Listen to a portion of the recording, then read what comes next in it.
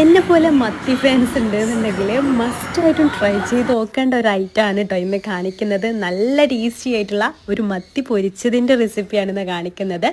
Stove on ചെയ്യാതെ ഒരു pan എടുത്തിട്ട് അതിലേക്ക് വെളിച്ചെണ്ണയും അതിലേക്ക് മുളക് പൊടിയും മഞ്ഞൾപ്പൊടിയും ചേർത്തിട്ട് പിന്നെ നമുക്ക് ഫ്ലെയിം ഓൺ ചെയ്യുക. എന്നിട്ട് ഇതുപോലെ ചെറിയ തീയിലിട്ട് ഒന്ന് മൂപ്പിച്ചെടുക്കുക. ചെറിയ തീയിലിടാൻ പ്രത്യേകം ശ്രദ്ധിക്കണേ. പിന്നെ അതിലേക്ക് വെളുത്തുള്ളി ചതച്ചത് ചേർത്തിട്ട് വീണ്ടും ഒന്ന് മൂപ്പിച്ചെടുക്കാം. പിന്നെ ചേർത്ത് കൊടുക്കേണ്ടത് ചെറിയുള്ളിയാണ്. എല്ലാത്തിൻ്റെയും കറക്റ്റ് മെഷർമെൻറ്റ് ഞാൻ ക്യാപ്ഷനിൽ കൊടുക്കാം കേട്ടോ. അപ്പോൾ അതും ചേർത്തിട്ട് വീണ്ടും ഒന്ന് മൂപ്പിച്ചെടുക്കുക. പിന്നെ അതിലേക്ക് ഒരു 3 തണ്ട് കറിവേപ്പില ചേർത്ത് കൊടുക്കുന്നുണ്ട്. പിന്നെ ചേർത്ത് കൊടുക്കേണ്ടത് 1 ടീസ്പൂൺ ചില്ലി ഫ്ലേക്സ് ആണ് കേട്ടോ. അതും ചേർത്ത് കൊടുത്തിട്ട് നന്നായിട്ടത് മിക്സ് ചെയ്തെടുക്കുക.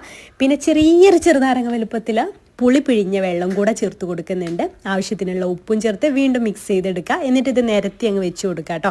വറ്റിച്ച മീനെടുത്ത് പൊരിച്ച് കഴിച്ച് നോക്കിയിട്ടുണ്ട്. ആ ഒരു ടേസ്റ്റാണ് കേട്ടോ ഈ ഒരു മീനിന്. കാരണം നല്ല പുളിയൊക്കെ പിടിച്ചിട്ട് അടിപൊളിയായിട്ടാണ്. അപ്പോൾ അത് ആ മീനൊക്കെ ഇതുപോലെ അങ്ങ് വെച്ച് കൊടുക്കുക. ഞാൻ 11 മീൻ, ഒരു മീഡിയം സൈസുള്ള 11 മീൻ എടുത്തിട്ടുണ്ട്. അപ്പോൾ ഒരു ഭാഗമായി വരുമ്പോൾ നമുക്ക് തിരിച്ചിട്ട് കൊടുക്കാം.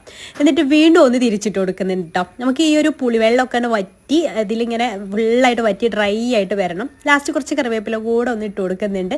നമ്മുടെ സംഭവം റെഡി ആയിട്ടുണ്ട്. ഇതിന് പ്രത്യേകിച്ച് കറിയൊന്നും ഇല്ലെങ്കിലും നമുക്ക് ഒരു മീനിൻ്റെ ആ ഒരു മസാലയൊക്കെ കൂട്ടിയിട്ട് തന്നെ ചോറ് കഴിക്കാനും നല്ല ടേസ്റ്റാണ്. ഇഷ്ടമായിട്ടുണ്ടെങ്കിൽ ട്രൈ ചെയ്ത് നോക്കണേ.